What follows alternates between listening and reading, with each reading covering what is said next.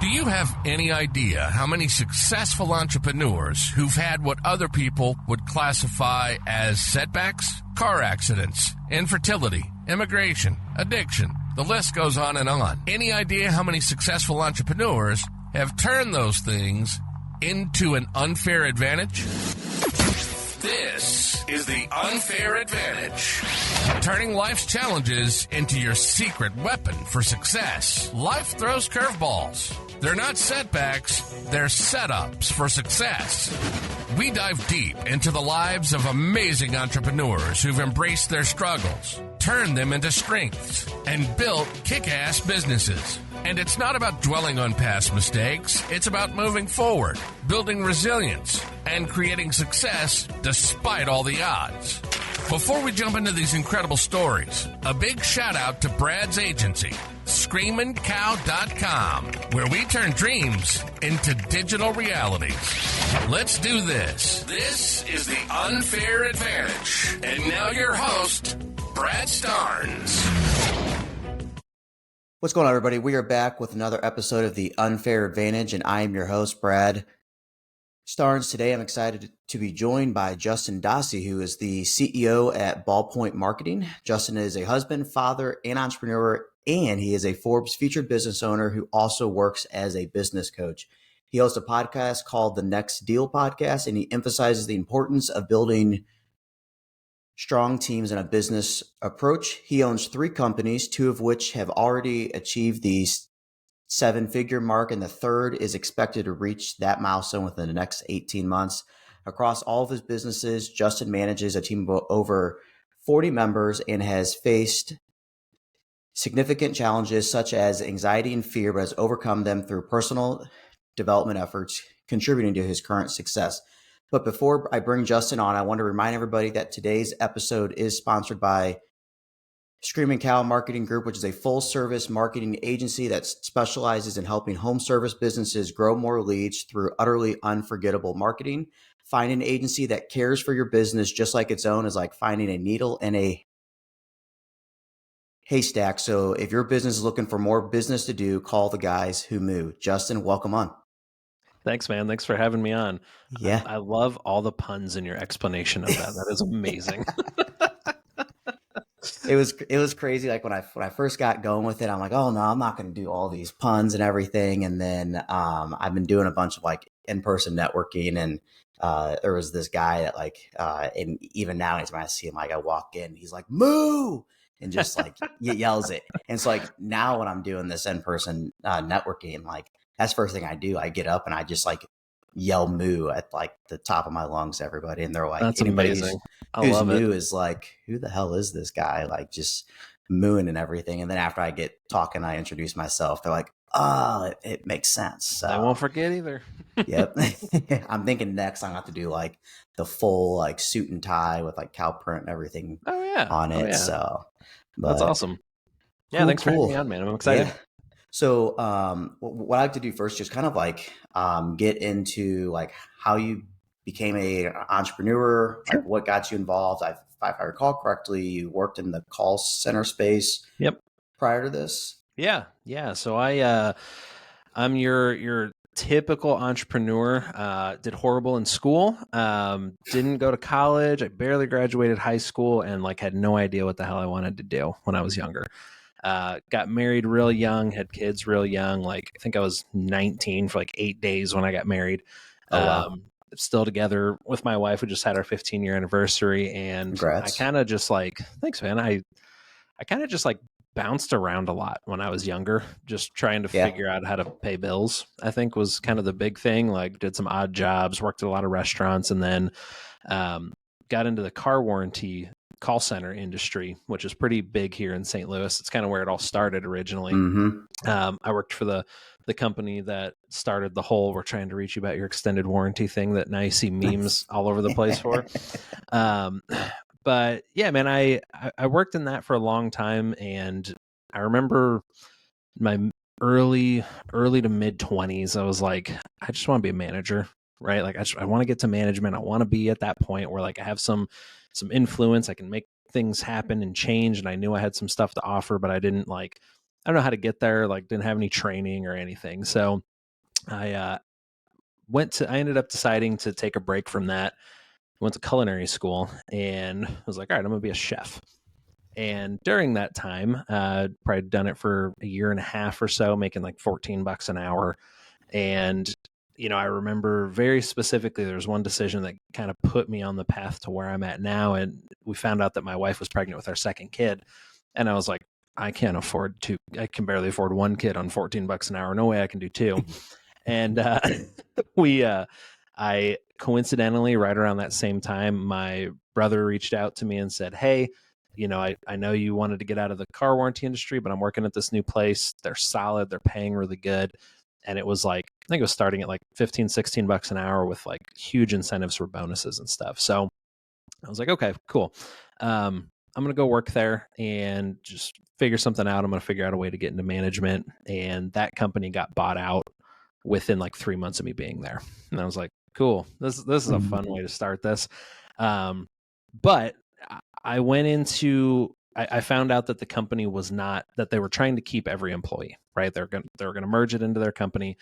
And everyone was kind of bitching about it and complaining about like, oh, we got to have new owners and figure all this stuff out. And I went into it with the attitude of like, I'm going to be the best person they see come out of this company.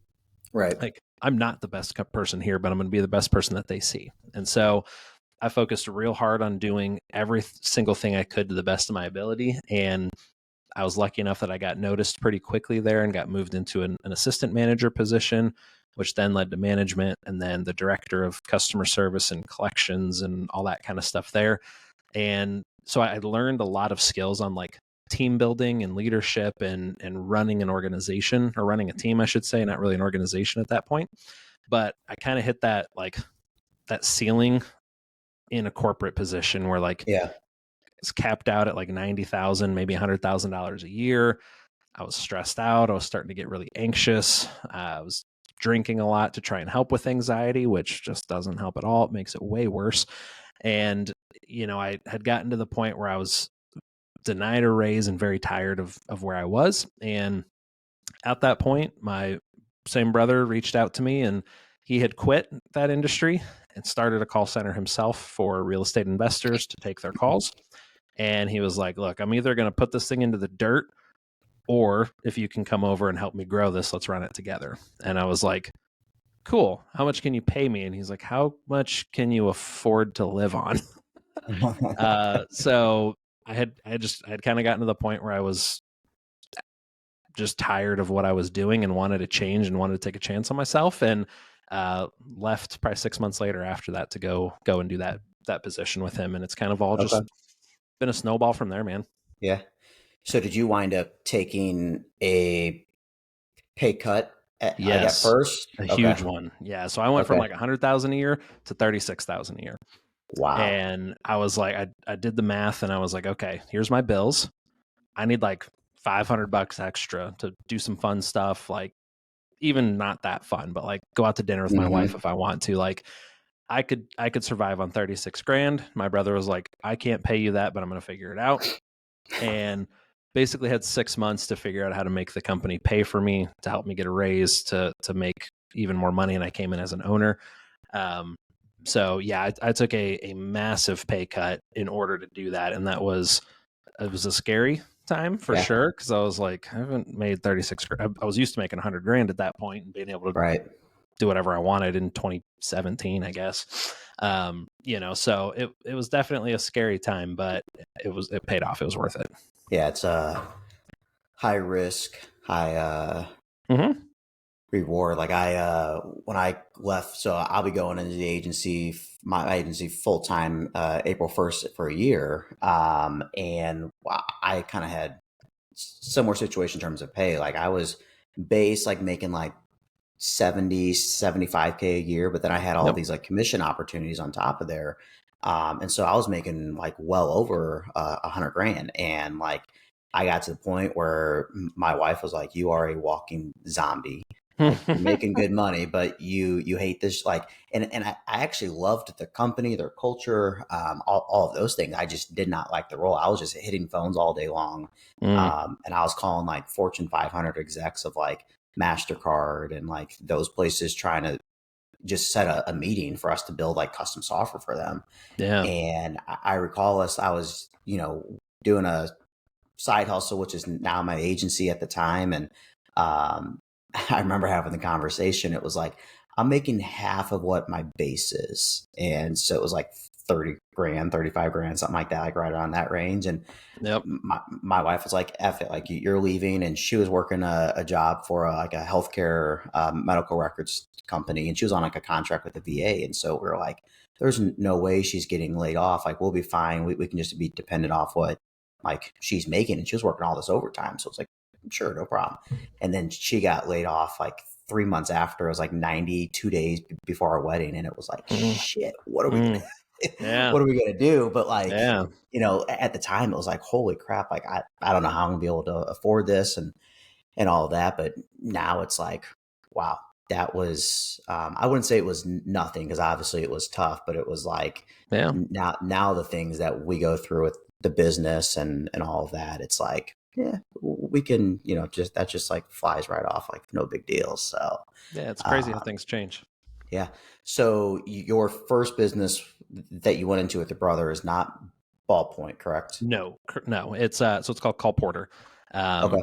He had kind of got into real estate investing and was missing calls left and right. Didn't want to take them himself, and he also worked in the call center world. So his thought was like, I was going to build a call center for myself to take these calls. And a couple friends heard about it, and it kind of just grew from there. Yeah. And that was kind of how that started. But yeah, that was our first company, and that one's still going strong. 2017. Yeah, almost seven. It'll be 7 years this summer that company's been open. Okay. And then, so from there, then you spun off Ballpoint. Yep. So Okay. that came in fall of 2019. So similar kind of thing. Like, so one thing my brother's really good at is starting things, and I'm really good at running and growing them. Okay. So it's been a good relationship with that stuff. I'm now getting to the point where I'm starting some stuff too, but that he had kind of started this marketing company for himself, again, to just have a competitive advantage over everybody else that was out there. And he found these robots that hold pens and write letters. And so they're pretty expensive. They're like $10,000 a piece. But bought a couple, did it for himself, and I think he ended up moving to California for his wife because she's in the Navy. Maybe she's in the Marines now, but ended up moving to California. And the guy he left in charge was just running it into the ground, stealing money, all that kind of stuff. So I got a call on a Friday, and he's like, if I fly in tomorrow morning, can you drive to Indy with me and pick this up? And do you want to be an owner in this company too? I was like, sure, let's do it. So literally drove to Indianapolis, picked up all this equipment, found an office by Monday, and brought my brother-in-law on board, who used to work for me at the call center, into this company. And from there, I mean, we've grown from, I think it's like a 2,000% increase from the time we opened it till now. Started at like 30 grand a month, and now hitting 400,000 to 500,000 a month in that company. Wow. So a lot of errors and work and changes and stuff. But yeah, that one's really taken off. Yeah. And so like, this is like, they can go in and either have like, I'd almost think like pre-selected prompts and that kind of thing, or they can have like custom messages that are just like handwritten by this bot, and then you guys, put it in the envelope and mail it to whoever they're wanting to target. Exactly. It could be, we have templates that you can use. Every template has merged data into it. So if you have a spreadsheet with names and addresses, that all gets merged in. So it's specific to who it's going to. Envelopes are handwritten as well. So it's really designed for when somebody gets it, it just looks like an invitation to something. And we want the high open rates, which lead to higher response rates. And that's ultimately the whole goal behind it, is making sure that it's as effective as possible and gets the best response rates possible. So, that's it in a nutshell. Okay. We work with real estate agents, investors, solar companies. We work with a hotel now that we just onboarded recently. There's all kinds of different stuff in there that we do. Yeah. Okay. Yes. So like in my case, I write handwritten notes, but like usually after like a sales meeting, I interview somebody on the Mhm. podcast, and it's like on the puns of cows, like it's this cow that's like doing some sort of like dance move or Doing some whatever. yoga or But something. Yeah. yeah, but like after writing like two or three, I'm like, my hand hurts. Like I'm done doing this. So that Dude, I wrote my I wife a note last night for Valentine's Day, and I was like, my hand is dead. Like I haven't that wrote was a me. note in so long. Yep. And I'm like, my handwriting sucks. This is why I type everything. Yep. And I'm like my wife's not judgmental, but I'm like, I know when she's reading this, she is like judging like my handwriting. Oh Like, yeah, I write like a toddler. yep. It just is what it is, Yep. unfortunately. Oh man. Awesome. So through all of this, like obviously there is a lot of, just not knowing like what the hell's going to happen. Yeah, Like you're leaving a job that's paying well, taking a pay cut, and then you're basically running this company. You then get an opportunity to go run a different company. And it sounds like in a weekend went from like a phone call to an office. literally Friday to Monday. Yep, yep. It was So a wild weekend. with that, I mean, you and I have talked a lot about like overcoming anxiety, fear. Yep. Um, you and I, for anybody's listening, we're in a coaching program together, and one of the things we talk about is like the fear of like being successful in business. Mhm. Yep. And it's like you don't realize that, but like even myself, like going through some of this, and I went to a different program that Justin's in. I went to like this workshop like a month and a half ago, Yeah. and I left that like mind like blown, turning all this stuff, and because it was like in a way I was kind of afraid of that growth in business. Like you've hit so far, and you're like, okay, I'm comfortable, Yeah. and you kind of fear going to that next level of like, okay, well, what if I've built it to this point? If I go further and I mess up, like, is that going to basically erase everything? Yeah. And so I'm sure there's been a ton of challenges you've gone through with that in terms of like anxiety with just, hiring more team members, trying to find capital for things, Yeah. XYZ, all that. Yeah, man. I mean, it's something that there's so much uncertainty in running a business and growing, and especially when you're growing a business where you constantly are taking risks on yourself and Yeah. hoping they pan out, right? We're using educated guesses and using data to make the best decisions we can. But there's also times where you're like, this just feels like it's right, and we're gonna go this route. Hmm. For me, like the fear of success thing was always it always confused me for a long time because I was always like, well, why would I be afraid of having money and being successful? Right. And it took a while for it to click for me, but it comes down to like from what I've learned and the things that I've done is like if you make all that money and you can't appropriately handle it, right? Or if you've been raised that money's bad or it's bad to have money, right? Like those things creep in and hide there. And there's a lot of people that become successful. Lottery winners are a perfect example and piss it all away very quickly because they can't handle the level of success and the level of money and stuff that you can do.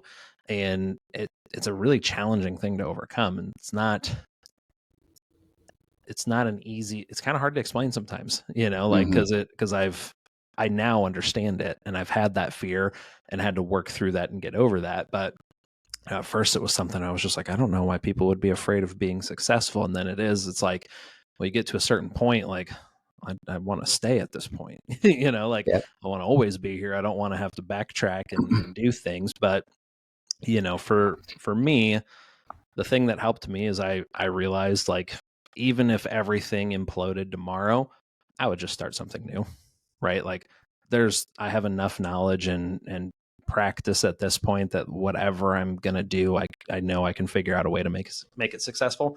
And Yeah. that was really freeing for me is just having that thought process of like, even if it does, right? Like lots of businesses fail. There's lots of statistics out there on businesses failing. The statistics also though are when people fail, they go back to W-2 jobs. I know there's no way in hell I'm ever going back to a W-2 job. Yep. Oh yeah.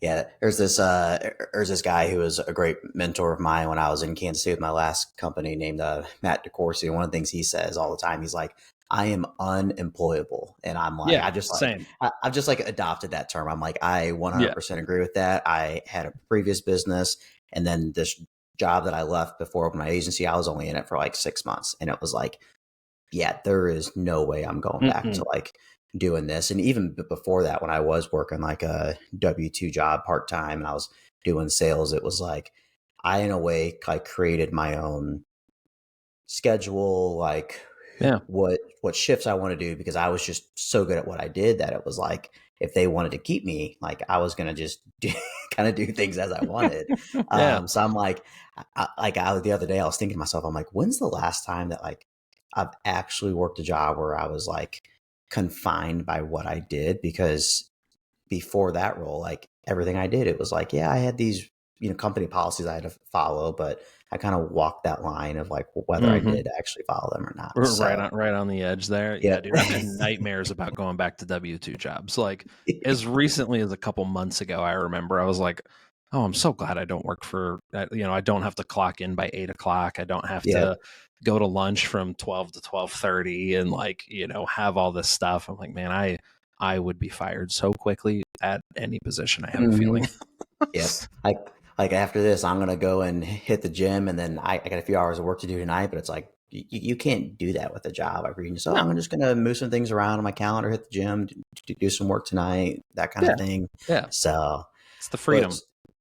Right. So with the like anxiety and everything, that's something that I recall with my last business. I was up till, 3-4 o'clock in the morning most nights, just like staring at the wall. Like, what am I going to do? Like, we're out of cash. Like, I got all those people that invested it. Like at the time, both my co-founders left, and I was so, being a male, I was so against the idea of like that I was actually going through like having anxiety and everything like that. And it took me the longest time to even realize it and come to terms, I guess, with like what was going on. So I imagine there's different levels that you've gone through with your business, but what are some different things that you've done to like overcome those and really help kind of balance everything out? Yeah, man, absolutely. This is something, and like, I'll try not to spend too much time on it, but I never dealt with anxiety until I worked that last W-2 job as a supervisor overseeing like 60 something people in multiple departments. Like, dude, first time I had a panic attack, I was like, oh, I'm dying. Like, this is it. All right, I'm out. I'm on my way out. And, had no idea what it was, and like went through all of these medical tests, and like I would have it so bad to where like I would have chest pains and like there's all this weird stuff. And to the point where like they thought I had heart problems at that point, and ended up doing like a surgery to make sure everything was good, and like just all this craziness. And after all of this was done, I think it was probably a year-long process. They're like, okay, you just have general anxiety disorder. I was like, cool. Glad I went through all of this to figure that out. Thank you. Yeah. I guess you ruled out the more detrimental things, but and it probably costs how much? Oh, dude, the surgery alone was like $35,000. I'm glad I had insurance, but like, it was one of those like cardiac catheter things where they go in with like a scope and stuff. And I was like 26, 27 when that happened, and that's a wild experience. But the first time I really understood what I was going through and how to kind of deal with that. Because if you've never dealt with anxiety, it's really weird, right? You don't know why it's there. And even once you are dealing with it, if you don't know how to handle it, it's really challenging. So I read a book by this lady named Tessa Watt, and it's called Mindfulness. And it's literally about just living in the moment, right?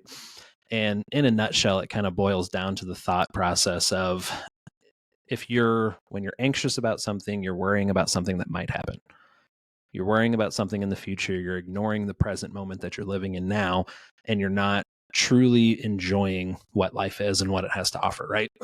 So it gives a lot of like practical stuff to like slow down and like literally look at patterns on stuff, feel how your feet feel on the ground, like feeling the wind in your hair, like all of that kind of stuff that kind of started to put that on the right path for me. But there was another book where the author said something about anxiety is having a hyper attentive mind. and you're over analyzing things, you're overthinking, you are worrying about that stuff in the future. So just understanding like what anxiety was a huge helpful thing for me at first, is Right. just realizing that I'm over analyzing things. I am an analytical person.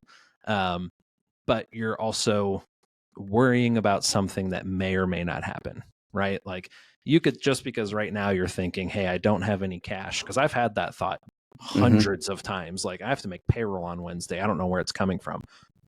I've never missed a payroll in 5 years for our team. Yep. Like, we always figure out a way to do it. So you're usually worrying about something and causing yourself more stress that you probably don't need to be as worried about. But practically what I do anytime this happens, because when it's in your brain and it's just going in that same thought loop of same 9 thoughts that you're just focused on, write it all down, right? You could call it journaling. You could just write notes, whatever the hell you want to do.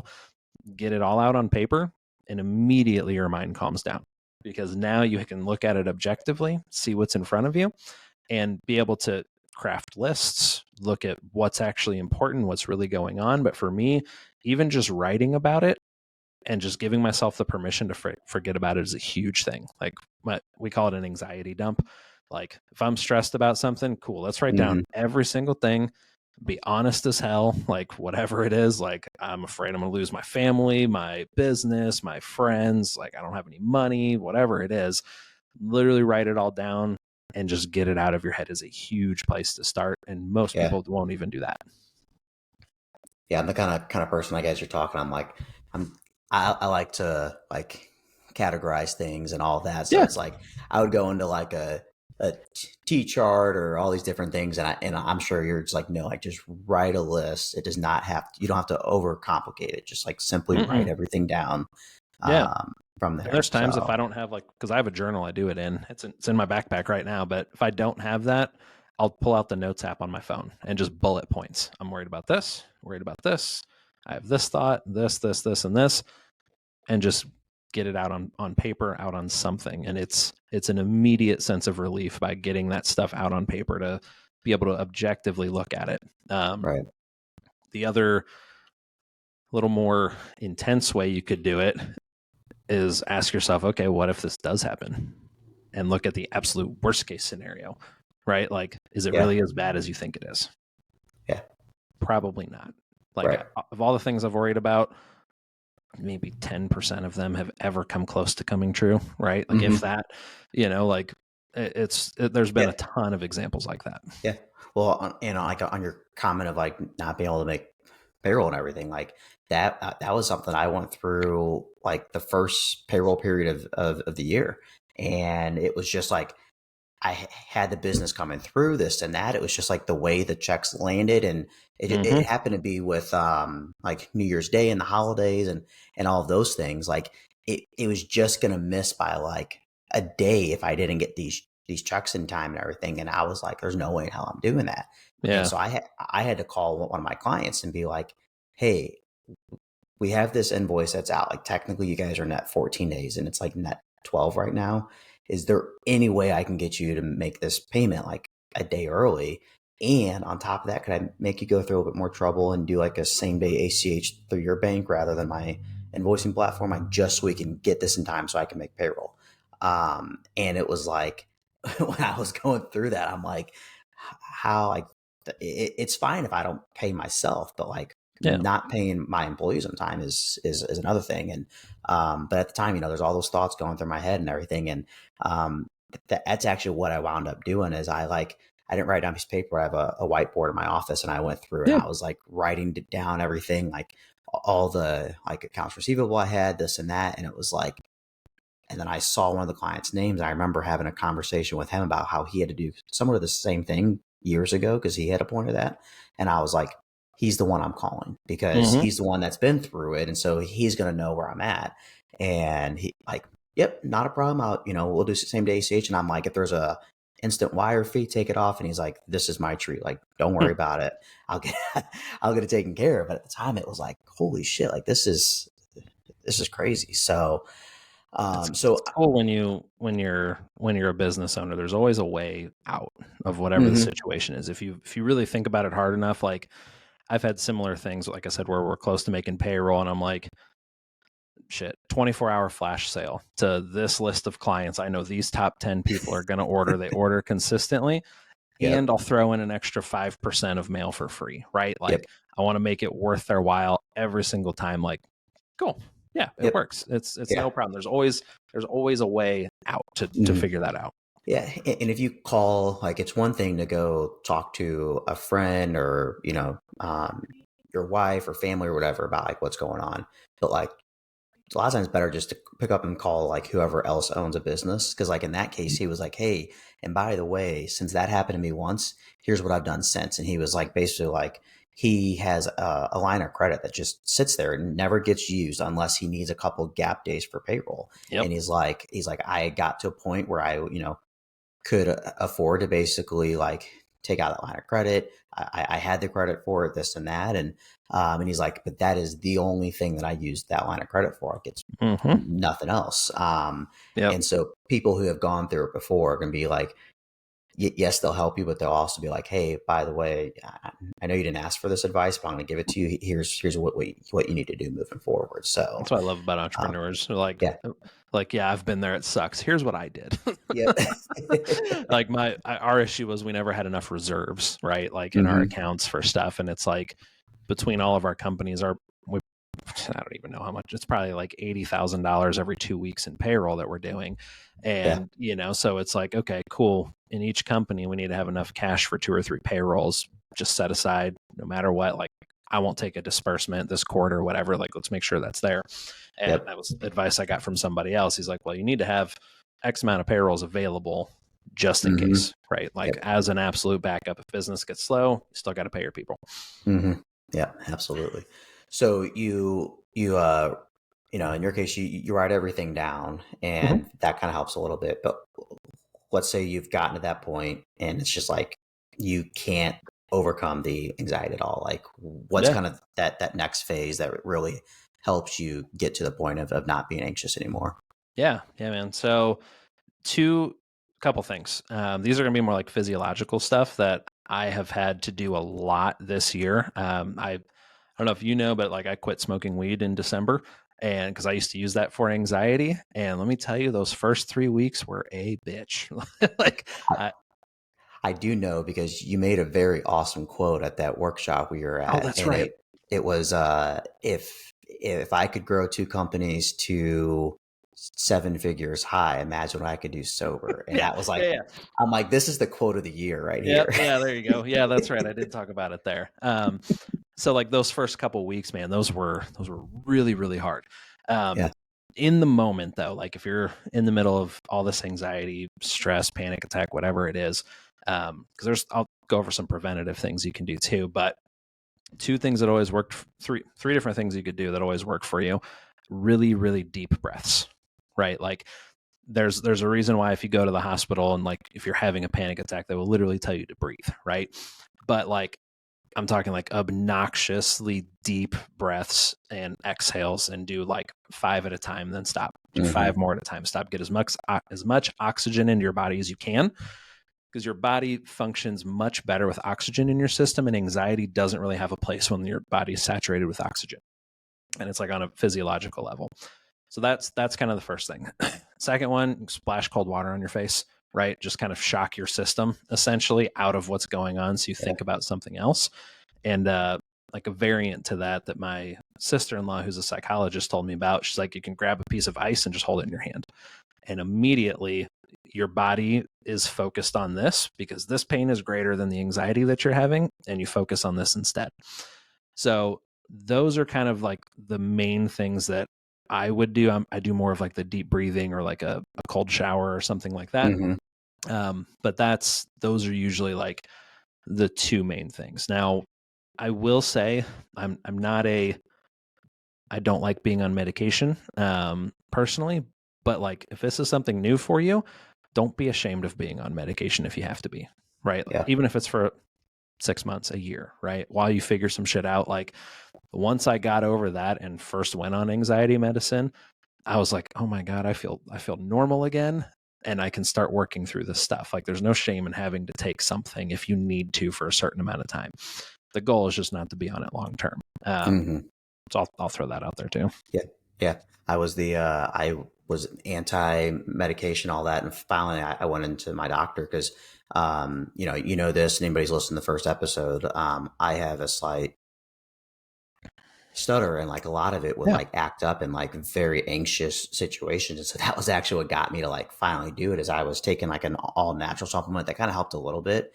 And I was like, oh shit, like this is actually working. So I'm like, I need something else. And so I went to the doctor and I was like, do not give me Xanax. Like, don't give me the thing that you would give somebody who's got like everything under the sun. Like, just like whatever's like the bare minimum that I could get, like give me that, maybe like a slight dose higher, because I in a way just need something to like take off the edge.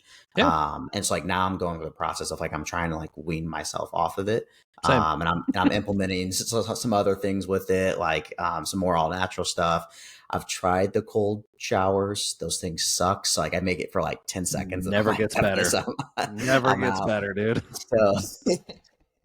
But doing things like that, and then like, like I'm hitting the gym after this, and it's like I've noticed that if I place the gym every once in a while in the middle of my workday, like that helps with things and all those different things. But yeah, like it was at first I was like, there's no way I'm doing that. Like I'm not going to be somebody who does that, and there's such a stigma around it too for people, and it's like, especially guys, at least that's how I felt anyway, is like, I'm not gonna be the guy on medication. Like, no, that's what crazy people do. And then like I literally had a conversation with my doctor. I was like, bro, I can't live like this anymore. Like this is driving me batshit crazy. Like what can I do? And it was something similar. They gave me a small dose, and like within a couple of weeks, I was like, all right, now I feel like I can work on the stuff I actually need to work on. I will say too, just like from a preventative standpoint, and I think Jim Carrey has a really good quote on this too. Like, it's not that he doesn't believe in depression; he believes in depression, and the same goes for anxiety. But if you eat shit, you consume shit, you watch the news constantly, you never exercise, like you're not giving yourself a fighting chance at all. And like the night and day difference for me, I'm going on 45 days, I think now, of my new kind of routine. And that starts with like, first thing I do when I wake up, I do really deep breath work I do like 3 reps of 30 at a time, or just like inhale, exhale really deep. I go outside, I get into the sun. I do the cold shower.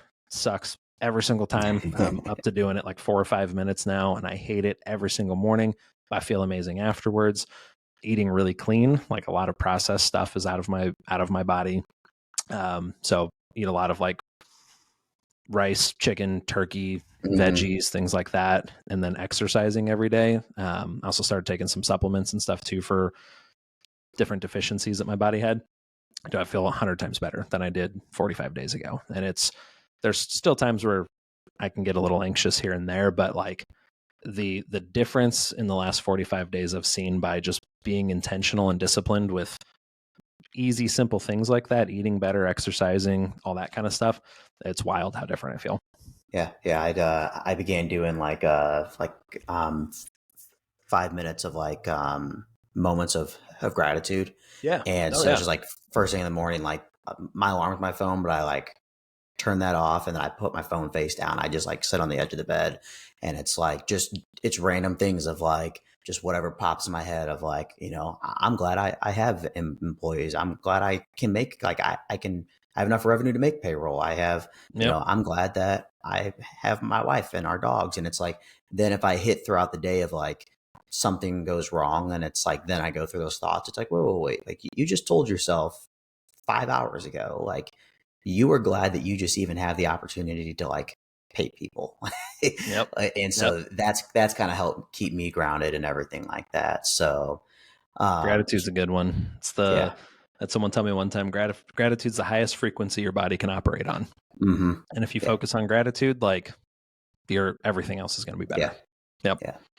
So for anybody who's listening, like either they are either one at the point where they're like, I'm thinking about going all in and being an entrepreneur, and they're in a situation like where you were, it was like, a very good paycheck, and it's like, I'm going to lose that. Or somebody who's just navigating, the going through anxiety and fear and all of that, what's kind of one word of advice or something you would say to them? So that's a good question. So if somebody's like on the edge of going into entrepreneurship and maybe they're anxious about it, right? Whatever it is, the thing that I wouldn't recommend doing what I did personally, like just quitting cold turkey, diving in and hoping it works, right? That's not for everybody. Like if you have the risk tolerance, be my guest, right? Like that it's never steered me wrong. It's always worked. But depending on your risk tolerance, like you can start slow, right? Like you can start while you have a W-2 job or whatever you're doing, like just get better every single day. And the biggest thing with all the entrepreneurs I know, all the successful people I know, is there's one thing that sets them apart from everyone else. And that is just the amount of persistence that they have, that they're not going to give up no matter what the hell happens.